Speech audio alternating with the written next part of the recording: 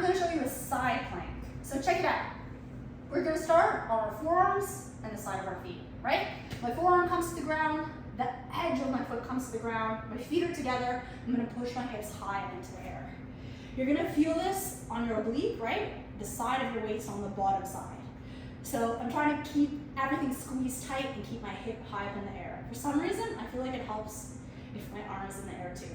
So there's lots of different variations you can do here, including lifting your leg, but that's kind of hard. Let's go a little bit easier. You can come down to your shins, right? So my heels are back in line with my knees. I'm going to push into my forearm and my shins. Hips push a little bit forward and up into the air, right? So just a little bit easier, but always a good option if the other one's hard, right? I'm pushing tall out of my forearm and my shoulder, right? You don't want to sink down into the joint. Keep lifting tall, keep pushing your hips into the air, and you're kind of roll down onto your shin and knee. Sound good? You give it a shot. Let us know how it goes. If you want to learn more, check out the article below. You can find the link in the description box. Have a super awesome day. Keep moving.